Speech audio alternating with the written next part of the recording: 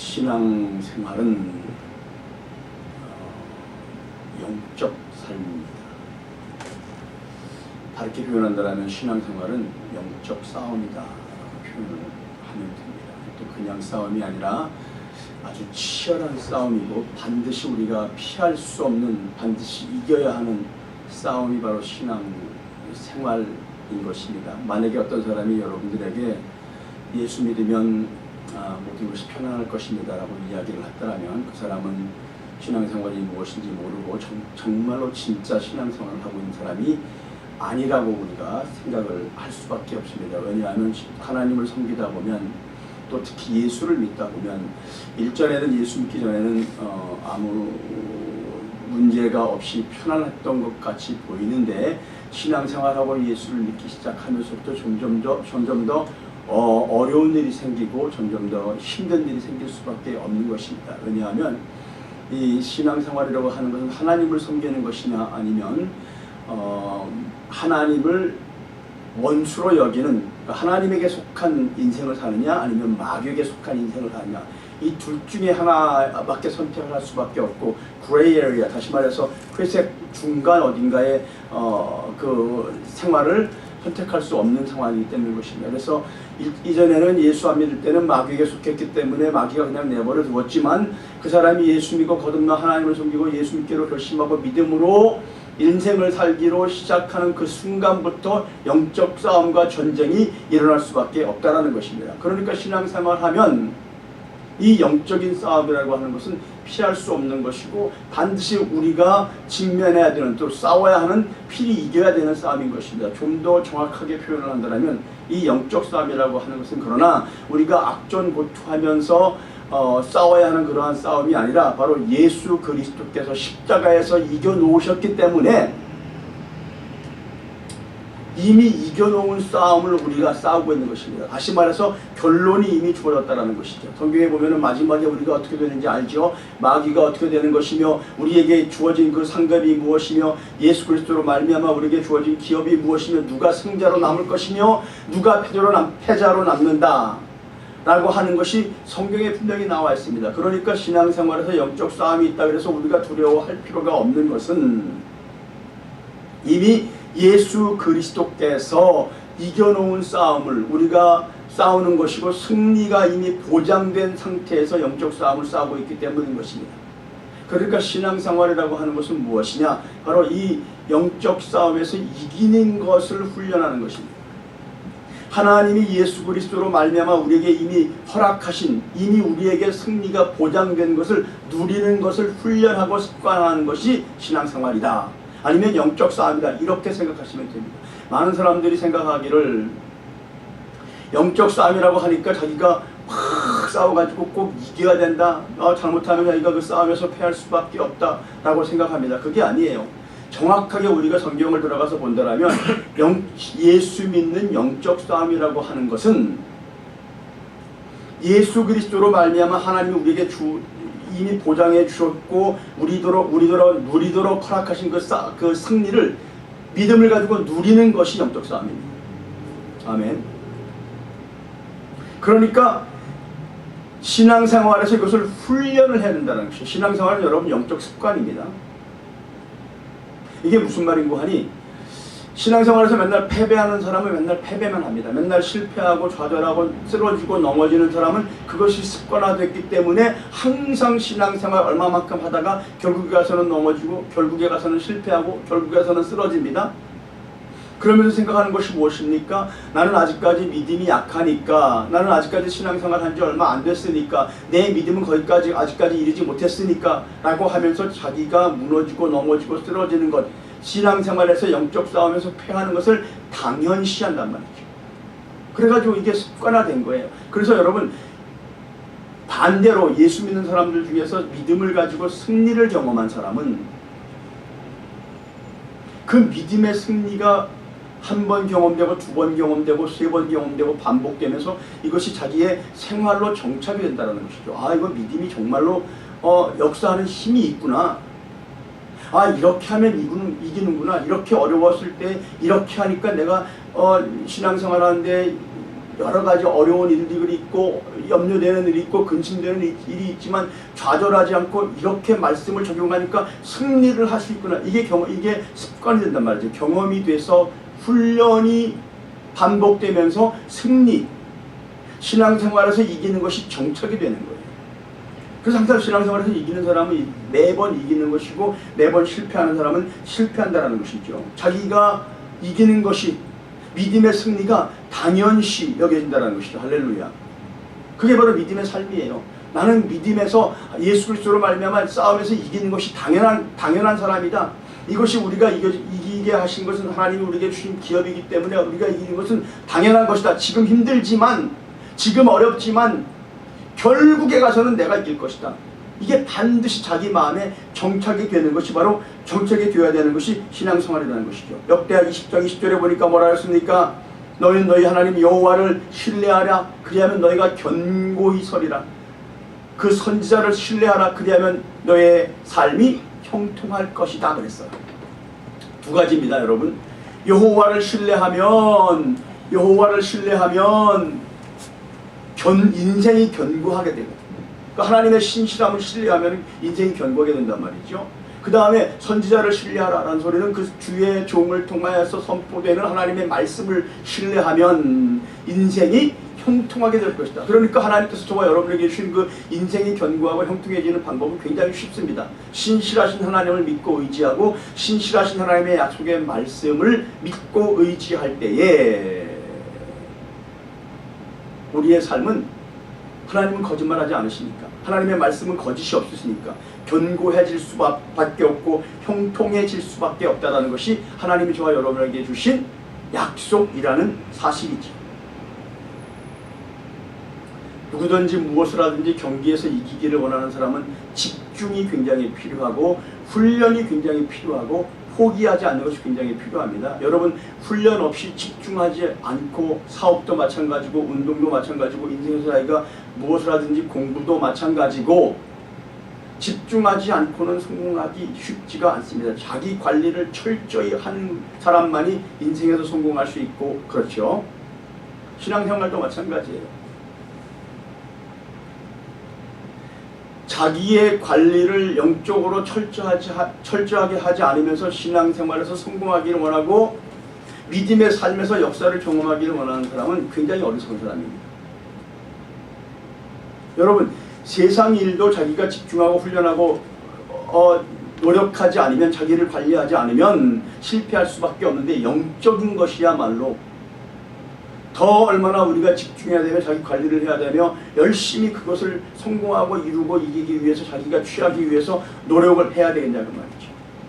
고린도전서 9장 24절에 보니까 운동장에서 다름질하는 자들이 다 달아날지라도 오직 상 얻는 자는 하나님인 줄을 너희가 알지 못하느냐.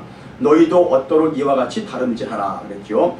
이기기를 다투는 자마다 모든 일에 절제하나니 저희는 썩을 멸류관을 얻고자 하되 우리는 썩지 아니할 것을 얻고자 하느니라 그랬습니다. 오늘 본문의 말씀을 보면요, 두 가지에 대해서 영적인 덫이 되지 않도록 조심하라고 경고를 하고 있습니다. 그 첫 번째가 뭐냐 하면 방탕함과 술 취함입니다. 오늘 본문의 말씀이에요. 그럼 이 방대가 그래서 설교를 준비를 하면서 말씀에서 방탕함이 무슨 뜻인가라고 사전을 들어가서 영어 사전도 들여다보고 뭐 다 뒤져봤더니 거의 비슷한 말이에요. 술 취함과 방탕함은 한마디로 말해서 excessive drinking, 아니면 뭐 habitual, 자기 습관적으로 술을 즐기고 마시는 사람, 뭐 다른 말로 이야기한다면 세상에서 주색 잡기 놀아나고 그 세상 일을 쫓아 놀기를 좋아하고 뭐 이런 것을 이야기하겠죠. 근데 보니까 방탕한 삶과 술 취하는 삶은 반드시 영적인 덫이 될 것이다 라고 이야기를 했습니다. 예수를 믿는 사람 중에서 아마 이 덫에 걸리는 사람은 많지 않을 것입니다. 다른 말로 이야기한다면 정말 예수를 믿고 거듭나 하나님의 자녀가 되어서 주님을 섬기는 사람이라면 술 취하고 방탕함이 생활의 습관이 될 수가 없죠. 그 사람은 만약에 예수를 믿는다라고 하면서도 교회에서 직분을 가지고 있으면서도 방탕함과 술 취함이 그 사람의 삶의 일부분으로 정착이 됐다면 그 사람은 예수 믿는 사람이 아닙니다. 그러니까 우리가 염려할 필요는 없습니다. 그런데 이 두 번째가 문제입니다. 이 두 번째가 뭐라 그랬냐면 생활의 염려가 너의 삶에서 영적인 덫이 되지 않게 하라 그랬습니다. 근데 많은 사람들이 예수 믿으면서 이 방탕함과 술 취함이 영적인 덫이 될 수 있지만 이것은 잘 알고 있습니다. 그런데 생활에서의 염려와 근심하는 것이 자기의 삶 속에서 영적인 덫이 된다는 사실을 깨닫지 못하는 사람이 많다는 것이죠. 오늘 본문의 말씀을 보니까 뭐라 그랬습니까? 너희는 스스로 조심하라. 그렇지 않으면 방탕함과 술 취함과 생활의 염려로 마음이 둔하여지고 뜻밖의 그 날이 덫과 같이 너희에게 임하리라. 여기서 보세요. 중요한 것이 있습니다. 뭐냐 하면 생활에서의 염려에 묶여 사는 것은 신앙생활 하면서 믿음의 삶을 살지 못하고 염려와 근심에 묶여서 신앙생활 하는 것은 곧 그 사람이 항상 방탕한 삶을 사는 것과 마찬가지고 술 취하는 삶을 하는 것과 동의하다는 것입니다. 같은 선상에 놨어요. 그러니까 하나님이 보시기에는 생활 염려 항상 걱정하고 근심하고 뭘 먹을까 무엇을 먹을까 돈 걱정하고 염려하고 자기 미래 걱정하고 이런 것에 묶여 사는 것은 하나님이 보시기에는 방탕한 삶을 사는 것과 마찬가지고 술 취하는 삶을 사는 것과 마찬가지로 보시는 심각한 영적 문제라는 사실입니다. 아멘.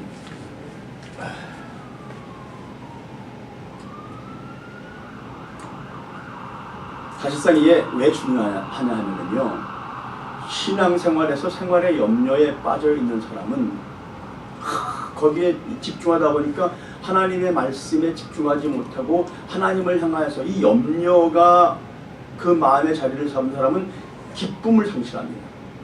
염려가 마음의 자리를 잡은 사람은 찬양을 잃어버립니다. 여러분, 염려가 가득하고 근심이 가득한 사람이 찬양하는 거 맞습니까? 없어요. 성령님은 기쁨의 영이시거든요. 그런데 이 걱정과 근심 때문에 기쁨을 상실하니까 성령님과의 교통과 교제가 없어졌으며 성령님과 교통과 교제가 없어졌으니까 하나님과의 관계가 소홀히 된 거예요. 같이 동행하지 못한다는 말이죠. 그러면 하나님과 동행하는 삶이 없으니까 그 삶 속에서 하나님이 공급해 주시는 생명이 생명이 상실된 것입니다. 그러니까 굉장히 심각한 그러한 결과를 초래하게 된다는 말이죠. 예배에도 감각이 없고 감격이 없고 말씀을 들어도 그 말씀이 귀에 들어오지 않고 찬양을 들어도 찬양이 감격스럽지 않고 기쁘지 않고 결과적으로 영적으로 망하고 무너지고 흔들리고 좌절하고 낙심하고 그래서 예수 믿는 사람들 여러분 가끔 예수 믿는다라고 하는 사람들이 자살하는 경우가 있지 않습니까? 그런 사람들이 이 생활의 근심과 좌절과 낙심과 여기서 소망을 포기하고 믿음을 상실한 상태에서 결국에 가서는 자기 목숨까지 버리는 그러한 어리석은 짓까지 한다는 것이죠. 그래서 성경에서는 오늘 본문에 말씀하시는 말씀이 생활의 염려에 묶여 사는 것이 이렇게 방탕함과 술 취함과 같은 영적인 위험한 심각한 문제라는 것을 우리에게 이야기를 하고 있다는 것입니다. 잠언서 15장 13절에 보니까 마음의 즐거움은 얼굴을 빛나게 하여도 마음의 근심은 심령을 상하게 하느니라 그랬어요. 잠언서 17장 22절에 보니까 마음의 즐거움은 양약이라도 심령의 근심은 뼈를 마르게 한다 그랬어요. 여러분, 부모 중에서 자식이 항상 쓸데없는 부모를 믿지 못하고 부모가 얼마든지 해결해 줄 수 있는 그러한 문제임에도 불구하고 그 부모의 힘을 믿지 않고 자기 혼자 고민하면서 좌절하면서 나중에는 절망하고 낙심해서 그 다음에 자기의 건강을 망가뜨리고 결국 가서는 자기의 생활까지 삶까지 망가뜨리기를 원하는 부모는 없습니다. 하나님도 마찬가지예요. 그래서 우리에게 하나님께서 그러한 스스로 망가지는 스스로 무너지는 인생 살지 아니하고 하나님께서 예비하신 그 은혜의 삶을 누리게 하시려고 성경 곳곳에 보면 태반이 뭐예요? 염려하지 말라, 두려워하지 말라, 너는 나를 믿어라, 내가 너를 도울 것이다, 내가 너를 얼마든지 도와줄 수 있다라고 하는 그런 응원가예요. 격려의 말씀이 즐비하게 있다는 것입니다. 왜? 하나님의 자녀된 저와 여러분이 신실하신 하나님의 거룩하신 은혜와 능력 가운데서 풍성하게 우리를 얼마든지 도우실 수 있는 그 하나님이 주시는 은혜 가운데 거하기를 원하기 때문인 것입니다. 시편 55편 22절에 보면은 내 짐을 여호와께 맡기라. 그가 너를 붙드시고 의인의 요동함을 영원히 허락지 아니하시리로다. 이거 굉장히 중요한 말인데요. 내 짐을 여호와께 맡기라. 왜냐하면 맡겨버려라. 하나님은 절대로 의인의 요동함을 영원히 허락하지 않으십니다. 여러분, 이 의인은 무엇입니까? 성경에서 우리가 제가 이 말씀을 이렇게 읽어드리면 어떤 사람은 자기가 의인이라고 생각하지 못하기 때문에 나는 의인이 자격이 없습니다. 그렇기 때문에 이 말씀은 내 것이 아닙니다라고 생각하시는 분들이 계십니다. 여러분, 우리가 하나님 앞에서의 의인은 어떠한 율법에 있지 아니하고 예수 그리스도로 말미암아 하나님과의 관계에 있다는 것입니다. 행위에 있지 아니하고 예수 그리스도로 거듭나 하나님의 자녀가 된 그러한 신분을 얻은 사람은 그렇지 않았습니까? 요한복음 1장 12절에 보니까 영접하는 자 곧 그 이름을 믿는 자들에게는 하나님의 자녀가 되는 권세를 주셨다 그랬잖아요. 그렇죠? 그러니까 우리가 예수 믿고 나니까 하나님의 자녀가 된 거예요. 그러면 지금 여기서 말하고 있는 의인은 바로 저와 여러분을 향해서 하나님께서 하시는 말씀이라 그 말이죠. 그러니까 이것을 우리가 다시 해석해서 읽는다라면 내 짐을 여호와께 맡기라. 기마무게야 내 짐을 여호와께 맡기라. 이하무게야 내 짐을 여호와께 맡기라. 그가 너를 붙드시고 의인 바로 너를 그 말이에요. 너의 요동함을 내가 영원히 허락하지 아니하기 때문인 것이다. 그랬다는 것이죠. 시편 46편 1절에 보니까 뭐라 했습니까? 하나님은 우리의 피난처시오 힘이시니 환난 중에 만날 큰 도움이시다. 작은 도움이 아니라 큰 도움이시다. 아니면 다른 표현으로 이야기한다면 가장 큰 도움이시다. 이렇게 표현하면 되겠죠. 시편 34편에 보니까 7절에 여호와의 천사가 주를 경외하는 자를 둘러 짐치고 그들을 건지시리로다 그랬어요.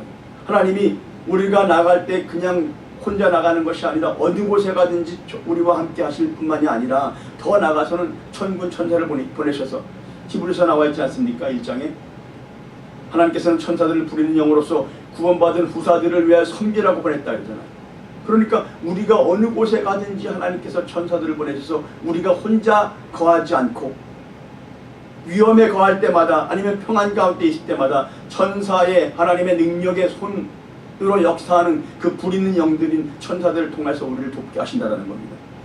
이게 하나님 성경에 보면은요, 그러니까 제가 이 본문 이 오늘 말씀을 준비를 하면서 깨달은 게 뭐냐 하면 생각한 게 뭐냐 하면 이 성경은 하나님께서 하나님의 자녀된 우리에게 주시는 응원가구나. 응원가. 네, 응원가.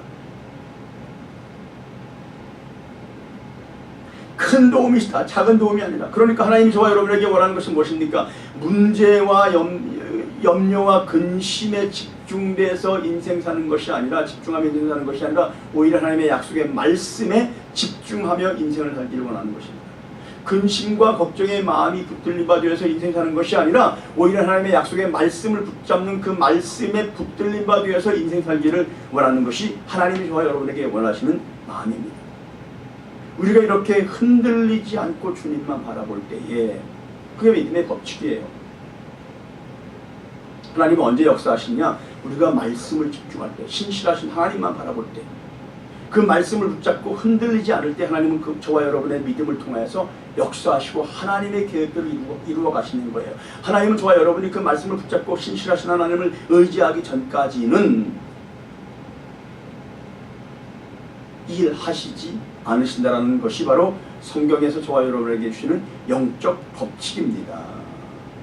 많은 사람들이 문제가 생기면 기도를 합니다. 하나님 앞에 도와달라고.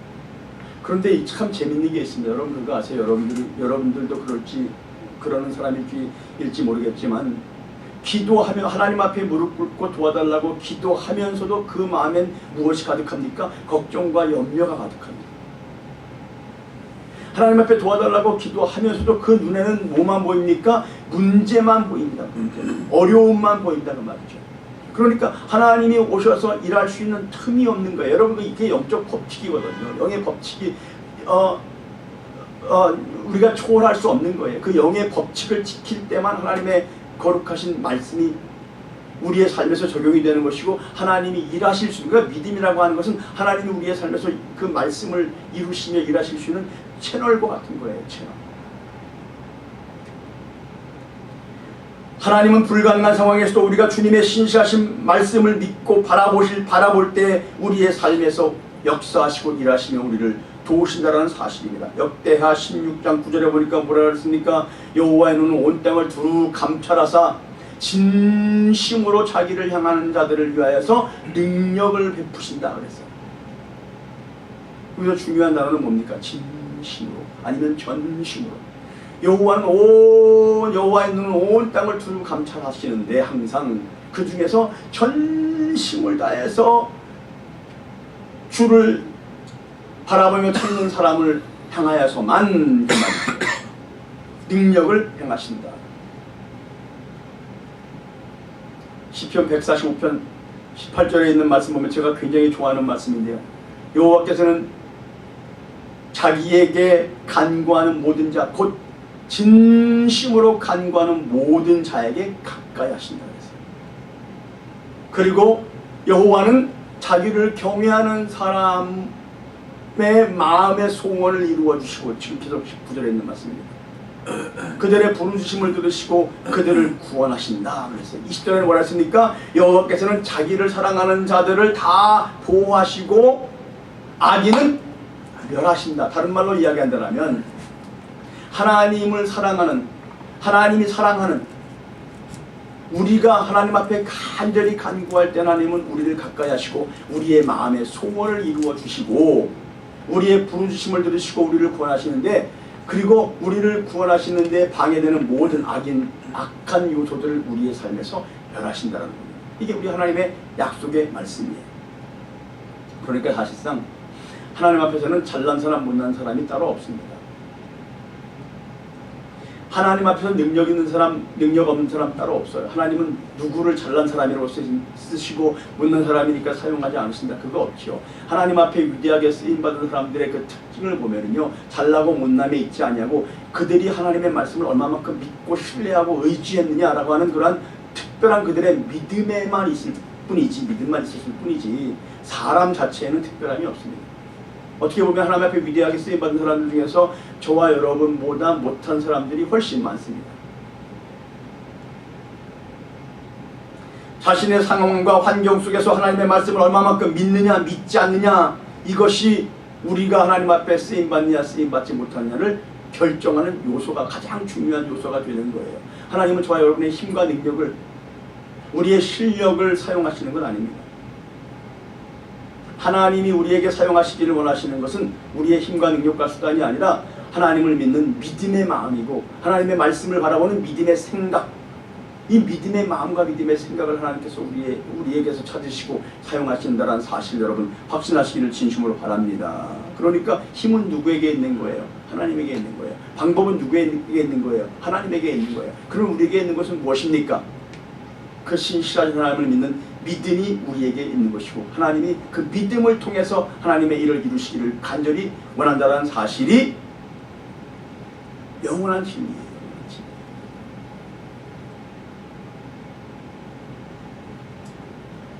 고대 근동 지역에서 아들을 낳지 못하는 것은 굉장히 심각한 문제였었습니다. 왜냐하면 자기의 가문이 끊어지는 것이며 굉장한 수치거리였다는 것이에요. 그러니까 보통 근심거리가 아니었었습니다. 아브라함이 자식이 없었을 때 하나님께서 그와 같은 아브라함에게 찾아오신 거예요. 보통 심각한 문제가 아닙니다. 근데 이 아브라함에게 찾아오셔가지고 내가 너로 인하여 많은 민족의 아비가 되게 할 것이다 라고 약속을 해주셨습니다. 내게 후손이 있을 것이다. 그리고 너는 믿음의 조상이 될 것이다.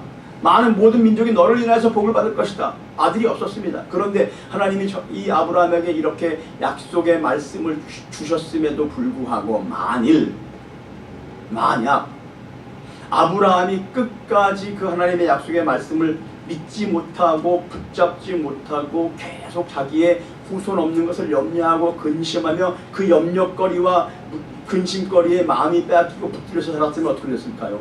그는 많은 민족의 조상이 될 수 없었을 것입니다. 믿음의 조상이 절대로 될 수 없었단 말이죠. 그래서 성경에서 뭐라 그랬습니까? 로마서 4장에 보니까 아브라함이 이같이 내 후손이 이와 같으리라 하신 거 하나님의 약속의 말씀을 듣고 난 다음에 자기의 몸에 죽은 것 같음과 살아야 돼 죽은 것 같음을 알고도 마음이 믿음이 약해지지 아니하고 하나님의 신실하심을 믿었다라고 했습니다. 그래서 하나님께서 그를 사용하신 거예요. 문제는 있지만 근심거리는 있지만 그것에 눈을 돌리고 마음을 빼앗긴 것이 아니라 하나님의 약속의 말씀에 눈을 돌리고 하나님의 말씀에 마음을 빼앗겼을 때 하나님께서 역사했다는 것이죠. 출애굽했을 때 이스라엘 백성들이 그들에게 하나님께서는 분명히 말씀하시기를 가나안 땅을 내가 너희에게 주었다 그랬습니다. 이미 주신 거예요. 그럼에도 불구하고 왜 그들이 그 가나안 땅을 차지하지 못했습니까? 성경의 히브리서 보니까 뭐라 그랬어요? 그들이 믿지 아니함으로 그 가나안 땅에 들어가지 못했다. 이미 주신 거 누리지 못한 거예요. 오늘도 마찬가지예요. 승리는 저와 여러분에게 주어진 것입니다. 하나님의 이미 우리에게 약속의 말씀을 통해서 우리에게 주신 약속이라고 말이죠. 이 승리는 믿음의 삶에서의 승리는 우리의 기업입니다. 할렐루야. 그런데 힘주시며 도와주시고 능력 주시겠다라고 하는 그 약속의 말씀을 우리가 믿지 못하는 그런 마음을 떨쳐버리고 하나님은 신실하신 분이시다. 하나님은 거짓말하지 않으시는 분이시다. 하나님의 말씀은 반드시 이루어진다 라고 하는 그 믿음을 가지고 담대히 앞으로 나아갈 때에 하나님은 저와 여러분의 삶에서 하나님의 뜻을 이루시는 거예요. 그럴 때 우리가 이처럼 하나님의 말씀에 집중하고 하나님의 약속에 우리의 마음이 빼앗길 때에 우리의 환경과 문제와 어려움과 근심과 좌절과 절망과 걱정과 이런 모든 것을 능가하고 초월하시는 하나님의 약속의 말씀에 집중할 때에 비로소 우리를 넘어뜨리고 흔들고 망가뜨리고 무너지게 하려고 하는 그러한 모든 요소들이 하나님의 은혜와 능력으로 말미암아 우리의 삶에서 떠나가는 것을 우리가 반드시 경험하게 된다는 사실이죠. 그래서 이사야서 49장 19절에 보니까 뭐라 그랬습니까? 대저 내 황폐하고 적막한 곳들과 내 파멸을 당하였던 땅이 이제는 거민이 많음으로 좁게 될 것이며, 다시 말해서 황폐가 되어서 아무것도 없고 다 몹쓸 땅같이 되었던 그러한 지역들이 하나님께서 은혜 주시고 능력 주시고 우리를 도와주심으로 말미암아 이제는 인구들이 모이고 많은 사람들이 몰려드는 그러한 큰 도시가 되어서 땅이 비좁게 될 정도로 풍부하게 된다고 말이죠. 부유하게 된다고 말이죠. 좁게 될 것이며 너를 삼켰던 자들이 멀리 떠날 것이다. 사람들은 하나님은 겸손한 자를 기뻐하시고 겸손한 자에게 은혜를 주신다라는 말씀을 잘 알고 있습니다. 그런데 이 겸손이 뭔지를 약간 오해하는 분들이 많습니다. 여러분, 그래서 하나님 앞에서의 하나님이 말씀하시는 성경에서의 겸손은 사람들 앞에서 허리를 굽히고 낮아지게 하고 네네 그렇습니까? 이런 것들이 하나님이 말씀하시는 겸손이라고 생각을 합니다. 물론 그것도 겸손이 될 수 있습니다. 그런데 성경에서 말씀하고 있는 진정한 겸손은 하나님만 전폭 의지하고 하나님의 말씀만 전폭 의지하고 다른 모든 것 다 의지하며 사는 그러한 수단과 방법을 버리고 하나님의 말씀만으로 내 인생을 살겠습니다라고 결심하는 것, 이것이 바로 겸손입니다. 여러분, 사실은 그러니까 기도가 뭡니까? 이 기도라고 하는 것은 스스로의 힘과 능력과 수단과 방법으로 인생을 하겠다라고 했던 그 교만을 버리기로 결심하는 게 기도입니다. 자기의 생각과 자기의 뜻과 고집을 계획을 관철시키려고 애를 쓰는 것이 기도가 아니라 자기의 수단과 방법을 버리겠습니다라고 결심하는 것이 바로 기도라는 것이지요. 그리고 뭡니까? 이제는 내가 나의 실력으로 능력으로 그런 거 이런 거 다른 것으로 하는 것이 아니라 오직 하나님의 은혜로만 살겠습니다. 하나님의 능력으로만 살겠습니다 라고 결심하는 것이 기도고, 더 나아가서는 하나님의 도우심 되시는 그 약속의 말씀만 붙잡고 내 눈에 보이는 것, 귀에 들리는 것, 손에 잡히는 것, 피부로 느끼는 것, 이런 것들과 상관이 없이 하나님의 약속의 말씀을 믿는 믿음으로만 인생을 살겠습니다라고 결심하는 것이 기도입니다. 그게 바로 겸손이에요. 그러니까 진짜 겸손한 사람은 기도의 삶을, 기도의 생활을 멈출 수가 없는 거예요. 여러분 솔직한 얘기로 사람들 앞에서는 막 허리 굽히고 내가 그렇습니까? 겸손한 모습을 가지고 있으면서도 기도하지 않는 사람들 얼마나 많습니까? 그렇죠. 많아요. 그런데 진짜 하나님 앞에서의 겸손한 사람은 기도의 삶을 멈출 수 없다는 겁니다. 할렐루야. 만일 신앙생활 하는데 생활에서의 염려와 근심되는 일들이 있죠. 뭐 없을 수는 없죠. 어떻게 근심거리가 없는 삶이 어디 있습니까? 아무리 믿음 좋은 사람, 기도 많이 하는 사람이라 할지라도 근심되는 일이 있어요. 그런데 이 생활의 염려에 묶여서 마음이 빼앗기고 이 근심하는 삶에서 사는 것이 잠깐 있었다가 없어지는 영적 침체로 단순하게 끝난다면 큰 문제가 안 됩니다. 왜냐하면 뭐 다시 심기일전하고 시간이 좀 지난 다음에 마음 다잡고 신앙생활 하면 되거든요. 다시 열심히 그냥 교회 생활하고 하면 되는 것입니다. 그런데 사실상 오늘 본문의 말씀에서 우리에게 하시는 말씀이 뭡니까? 마음을 근심에 빼앗기는 것은 이거보다 훨씬 더 심각한 영적 문제를 초래한다는 것입니다. 마음이 빼앗긴 사람은요, 성경에 보니까 영적으로 둔하여집니다. 영적 센스를 잃어버립니다. 영적 시각을 잃어버리고 영적 깨달음을 잃어버립니다. 하나님의 말씀을 들어도 깨닫지 못합니다. 하나님이 말씀하셔도 듣지 못합니다. 하나님이 다가오셔서 도와주려고 하는데도 하나님의 임재를 느끼지 못합니다. 자기가 더 중요하게는 오늘 본문의 말씀을 중심으로 본다면 자기가 지금 우리 모두가 지금 영적으로 봤을 때 얼마나 심각한 때에 살고 있는지 깨닫지 못한다는 것입니다. 에베소 5장 16절에 보니까 뭐라 그랬습니까? 세월을 아끼라 때가 악하니라. 그러므로 어리석은 자가 되지 말고 주의 뜻이 무엇인지 분별하도록 하라 그랬잖아요. 그렇죠. 그런데 이 뜻을, 하나님의 뜻을 분별하지 못한다는 것이요. 때가 어떤 때인지를 알지 못한다는 말이죠. 그 영적으로 굉장히 무딘 사람, 어리석은 사람으로 남을 수밖에 없는 거예요. 무엇 때문에? 근심 때문에 오는, 염려 때문에 오는 좌절과 절망과 인생 포기와 믿음 상실과 낙심과 뭐 이런 것 때문에 말이죠. 그게 다 예배의 상실, 감동 상실, 하나님과의 관계 상실, 다 이런 것들로 이어지거든요. 그래서 오늘 본문의 말씀에서 뭐라 했습니까? 너희는 스스로 조심하라. 그렇지 않으면 방탕함과 술 취함과 생활의 염려로 같은 서성해 놨습니다. 마음이 둔하여지고 그랬죠. 뜻밖의 그날이 덫과 같이 너희에게 임하리라. 그날은 온 지구상에 거하는 모든 사람들에게 임하리라. 이러므로 너희는 장차 올 이 모든 일을 능히 피하고 인자 앞에 서도록 항상 기도하며 깨어 있으라. 다시 말해서 무슨 말입니까? 생활 염려에 항상 마음이 빼앗겨서 사는 사람은요, 신앙생활 제대로 하지 못하고 결국에 가서는 주님 다시 오시는 날, 그날 주님 앞에 설 수 없다라는 것입니다. 그러니까 굉장히 그만큼 심각한 문제예요. 염려와 근심이 항상 마음에서 떠나지 않는 삶이 말이죠. 그래서 주님께서 뭐라 그랬습니까? 기도하며 깨어 있어라. 아니면 깨어 기도하라. 다시 말해서 염려와 근심을, 환경을 이기고 초월할 수 있는 방법은 깨어 기도하는 방법밖에 없다라는 것이죠.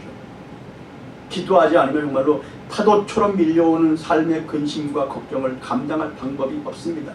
기도하지 않으면요, 이 좌절과 절망, 이것들, 이 생활 때문에 오는 생활고 때문에 오는 염려와 근심과 좌절과 절망과 낙심과 이런 것들이 우리를 넘어뜨리고 흔들고 망가뜨리려고 쫓아올 때, 망하게 하려고 우리를 공격할 때 이것을 이길 방법이 없습니다. 이것을 이길 수 있는 방법은 기도밖에 없다는 것입니다. 물론 기도한다 그래도 문제는 있지요. 염려는 있지요. 그런데 중요한 차이점은 무엇이냐? 기도를 한다면, 우리가 하나님 앞에 엎드려 기도할 때에 하나님은 그 모든 문제거리를 능히 이길 수 있는, 염려거리를 능히 이기고 헤치고 나갈 수 있는 은혜와 능력을 준다는 것이죠. 아멘. 그러니까 기도할 때에 모든 염려와 근심과 걱정되는 문제거리를 능히 헤치고 나갈 수 있는 능력과 은혜를 주시니까, 기름 부으심을 주시니까 문제가 있다 할지라도 그 문제가 되지 않는다는 것이죠. 그 차이밖에 없는 거예요. 중요한 차이죠.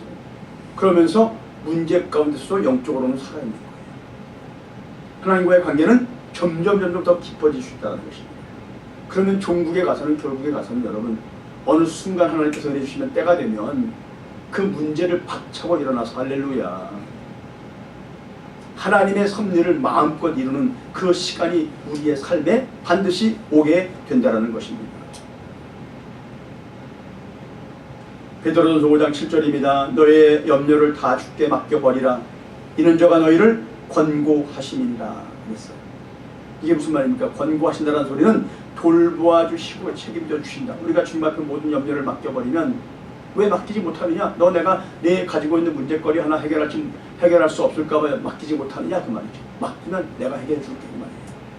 예레미야서 32장 27절에 보니까 나는 여호와여 모든 육체의 하나님이라 내겐 능치 못할 일이 없느냐 그랬어요.